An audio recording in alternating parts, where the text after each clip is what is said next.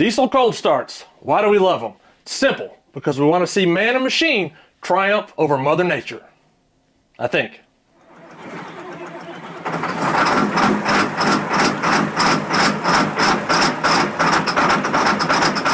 Welcome back to the Freedom Works. My name's Jamin, and I'm going to teach you everything you need to know about diesel cold starts with science and history. Science and history. Both of them. So what is a cold start? It's simply a cold diesel starting in a cold environment where the engine will cough, sputter, slap, and tickle for a bit before it starts running smoothly. It shouldn't be so satisfying, but it is. So we're going to talk about it. And here's what I'm covering today. First, I'll explain why cold starts are only a diesel thing and not a gas thing. Secondly, I'll discuss the history of diesel starting technology. And finally, I'll discuss how modern diesels deal with cold start conditions. But first, did you know that it gets so cold in Fairbanks, Alaska, that parking lots are equipped with electrical outlets so vehicle owners can plug in their electric block heaters to prevent them from freezing up? In Yakutsk, Russia, vehicles must be kept in heated garages or kept under special blankets with auto start functions on the vehicle that start the engine every time it falls below a certain temperature. Oftentimes, in places like these, diesel engines are left running for 24/7 during the winter months because they would not be able to crank and run if they were allowed to cool to ambient temperatures. The batteries, fuel, and engine oil would simply freeze under these conditions. I live in Georgia, so if it ever gets cold enough that we need to use an engine block heater, we simply shut down the entire state. Seriously, we will close schools if it gets too cold. Alright, so why are cold starts exclusively a diesel thing? Why don't we see gasoline engines smoking, coughing, and puking their guts out in the cold? Well, it all comes down to how the engines actually create combustion, or how they make fire. Gasoline engines are spark ignition, meaning they have spark plugs. The air-fuel mixture gets compressed in the cylinder, and bam, a spark from a spark plug ignites it. Doesn't matter if it's negative 40 or 120 degrees outside. A spark plug is going to spark and make fire. Diesels are different. They are compression ignition engines. No spark plugs, just physics. Diesels ignite fuel from the heat of compression. When you compress air, it gets hot. More compression means more heat. Diesel engine compression is about double that of a gasoline engine. The air in a diesel cylinder gets compressed to roughly 500 pounds per square inch, which heats the air up to somewhere between 800 and 1,000 degrees Freedom, give or take. When the diesel fuel gets injected into this superheated air, it auto-ignites, or spontaneously combusts. It's a very reliable and efficient combustion process. That's why diesel tractors will generally fire right up after sitting for months or even years. Problem is, when it's cold outside, compression ignition is not so reliable. The intake air is cold. The piston, cylinder walls, and cylinder heads are all cold. And when you start compressing cold air in that cold engine, it simply won't get as hot. The air starts colder, and while compressing it, it's putting heat into the air. The cold metal in the engine is sucking the heat out of the air. So instead of reaching that 800 to 1,000 degree sweet spot for combustion, you might only hit 600 or 700 degrees. And when the air in the cylinder isn't hot enough to ignite the injected fuel, instead of fire, black smoke, and bald eagles, you get steam, white smoke, and unicorn farts. Sad story. Watch my video on diesel smoke if you want to know the finer points of diesel combustion and smoke production. But I'll give you the Cliff's Notes that will help you understand cold starts. As the engine is compressing the air on the compression stroke, fuel gets injected about 15 degrees before top dead center. And to be specific, start of injection is about 15 degrees before top dead center. It takes some time for the injected fuel to vaporize from heat and then start combusting, also from heat. The short period of time between the start of injection and the start of combustion is called injection delay. And why does this matter? Well, one, the length of injection delay is a function of the heat in the engine. Colder engine, longer injection delay. And two, the length of the injection delay dictates how much the engine knocks. The knock happens when all of the fuel injected prior to combustion tries to ignite all at once. Longer delay means more fuel injected means more knock. So now you know where those loud knocks come from on a cold start. And that explains the sound, but what about the smoke? You've got black smoke, which most people understand is incomplete combustion. But you've also got white or gray smoke, which isn't really combustion at all. That is the diesel vaporizing or turning into steam basically, but not combusting. So you've got enough heat to vaporize the fuel, but not enough to cause it to combust. White smoke, hot enough to vaporize, versus black smoke, hot enough to combust. at least partially. With all the smoke and knocking, you might be wondering if cold starts can damage a diesel. And the answer is no, mostly. The knocking sounds bad, but it's pretty harmless. The real danger is starting an engine when the oil is too thick to flow. No oil circulation means no lubrication, and that's bad. This is why block heaters and cold weather oil matter. They keep the oil fluid enough to protect your engine the moment it fires. So there you go. You're now a diesel cold start expert. Probably. And speaking of experts, let's talk about the sponsor of today's video, AG1. Green drink experts. It's January, so many of us have New Year's resolutions that we're already about to quit. But personally, I don't do resolutions, because you can't break them if you don't make them. I do habits, small sustainable changes that actually stick. And one habit that I've maintained for almost a year now is drinking AG1 every morning.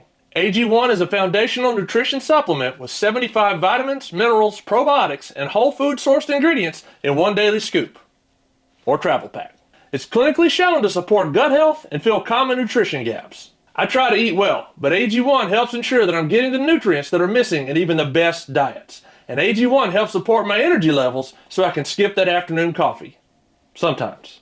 One scoop or one travel pack and 8 ounces of cold water every morning, and I know I'm getting comprehensive nutrients that support body, brain, and gut health. One scoop, cold water, 30 seconds every morning. That's it. Small habit, big impact over time. Through my link, get 3 free AG1 travel packs and 3 free AGZ travel packs, plus free vitamin D3 and K2 and an AG1 welcome kit with your first AG1 subscription order. Just go to drinkag1.com/freedomworks. That's drinkag1.com/freedomworks. Big thanks to AG1 for sponsoring today's video. Now back to diesel cold starts. Okay, let's talk about the history of diesel engine start technology. All engines need an external energy source to start, but most of us assume that that energy source is a battery and an electric starter motor. But it wasn't always that way, and in bigger diesels, it's never been that way. Larger stationary and marine diesels were, and still are, started by compressed air, either direct air injection or an air-powered starter motor. Air-powered starter motors are just like they sound. Instead of electrons from a battery used to spin the starter motor, compressed air from an air receiver is used. Direct air injection, or air over piston starting, uses compressed air blown directly into the cylinders to spin the engine up to speed. Then the air is shut off and fuel is injected. Air start systems are robust and powerful, but they are complex and expensive, so they're only found on very large engines. But let's focus on small diesels. The first diesels in the late 1800s and early 1900s were not electric start. Most were started by hand. A decompression mechanism would be activated to release any cylinder pressure.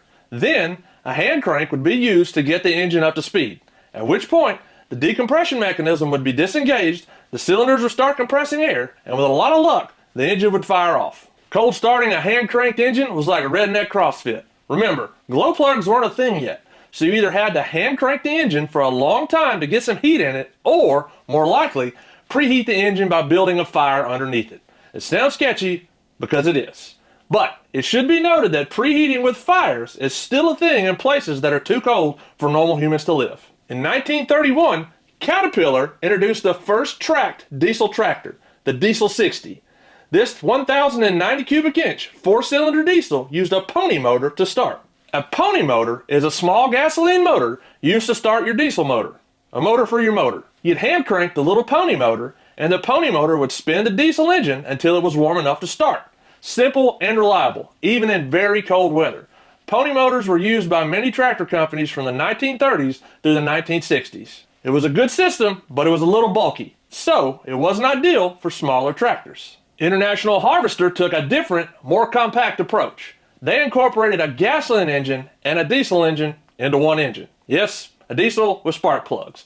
The engine had valves that opened secondary combustion chambers that lowered compression from 15:1 to 5:1 and allowed the engine to function as a gasoline engine at about 400 RPM to warm it up. At which point the secondary combustion chamber valves would close and the engine would start and run like a normal diesel. This system did compromise the performance of the diesel to a small extent, but it was very effective at cold startability.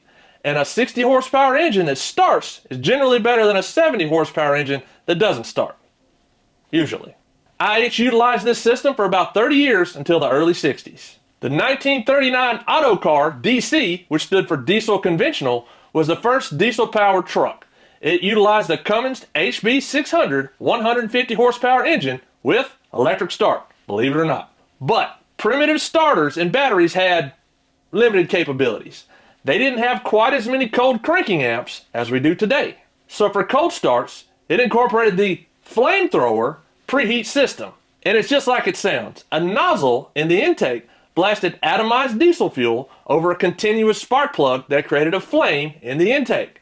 This heated up the intake air before it entered the cylinder so it would be warm enough after compression to ignite the injected diesel. Probably. This was a big deal back in the day because cold starts were one of the main hurdles that diesels needed to overcome to achieve acceptance in the trucking world. Because who cares how much torque an engine has or how many mpg it gets if it doesn't start? After World War II, starting fluid became commonplace. We just call it ether, but it's technically diethyl ether. A little shot of ether in the intake in most diesels will pop to life, or pop a piston if too much is used, or blow up and catch you on fire if you spray it into an engine with a grit heater. But I digress. Ether has an auto ignition temp of about 320 degrees freedom, so it will ignite in a diesel engine far colder than diesel itself will ignite. Interestingly enough, OEMs tried to make ether dummy-proof back in the day. They put it in little pods called ether bombs that you could put in a little dispenser on the engine, which gave the engine a metered amount of the smelling salt. Some engines also had a dispenser piped into the intake straight from an ether can, which you could actuate by a button in the cab. It's like nitrous for your starter. If you've ever been to a tractor pull, you've likely seen tractors started and ran off of ether. Like multiple cans of ether needed to warm up these tractor engines. Don't do this to your truck or tractor. These engines have lowered compression ratios to produce less torque, i.e. less cylinder pressure, so they can eat a lot of ether without damaging anything. Flash forward 2 or 3 decades to the 70s and 80s, and now glow plugs and intake heaters are becoming commonplace. And now, cold start issues are a thing of the past. Almost. Glow plugs and intake heaters are still used to this day, but they weren't always as effective or reliable. GM and Ford used glow plugs in their V8 diesels in the 80s and 90s, and they started cold just fine, as long as all the glow plugs and the controller worked, which was most of the time. Sometimes. In 1989, the 5.9 liter Cummins that debuted in the Dodge Ram used an air intake heater, not glow plugs. And according to the interweb, that 6BT Cummins engine will start at negative 1 million degrees, even without fuel. Because it's the Lord's diesel. Alright, let's talk about starting technology in modern diesels. Trucks built since the early 2000s. Computer-controlled, common rail diesel engines. These really took the fun out of cold start videos. Old mechanically injected trucks had fixed timing, single injection events, lower injection pressure, and idle speed controlled by springs. They were dumb diesels. They simply brute forced their way through cold starts. They simply fed a bunch of fuel to overcome the below desired idle speed, coughed, puked, and smoked their way to a smoothish idle. The good old days. With computerized trucks, especially those with common rail injection, which is basically every truck made in the last 2 decades, all of that stuff is variable and controlled by the computer. The truck knows the ambient temp and the coolant temp, and will adjust the fuel pressure, injection timing, injection amount, and the idle speed to allow for a fast, smooth, cold start, even at really cold temperatures, like below 0 temps, which you should never see if you're making good life choices. Now, in addition to the computerization of fuel injection, modern diesels still use glow plugs and intake heaters. The 5.9 and 6.7 liter Cummins uses an intake heater, Powerstrokes use glow plugs, and Duramax uses both. But they are no longer used just for ease of starting. They are now used for emissions purposes. Yep, they operate intermittently after the startup to reduce smoke and keep your driveway from smelling like a tractor pull. This is why your voltage gauge drops repeatedly after starting your truck for the first minute or so, depending on the ambient and coolant temp. So now you know why your voltage gauge keeps dropping. You can quit asking the question in the face space groups. Now, this doesn't mean modern diesels will always start no matter how cold. If you are up in Canada or Alaska where it gets negative 30, you're still screwed. You're using 0W oils, Arctic blend fuel, and 110 volt block heaters if you want your diesel to fire off for a trek to the Dollar General. And in the coldest climates, you just have to leave the rig running 24/7 to keep the juices flowing. Seriously, The oil and fuel can freeze or gel, making starting the engine impossible. So just leave it running. The environmentalists already hate you. Might as well give them a good reason. Okay, let's wrap this up. Diesel cold starts are a uniquely diesel phenomenon because of compression ignition and the challenges of cold temperatures. Throughout history, we've developed increasingly clever ways to coax these engines to life, from hand cranks and pony motors to glow plugs, block heaters, and modern electronic wizardry. And today's diesels are better than ever at handling the cold, but they still put on a show when the temperature drops. Alright, if you've made it this far, please consider hitting those like and subscribe buttons, leave a comment for the algorithm, share this video with your know-it-all brother-in-law, and as always, stay curious.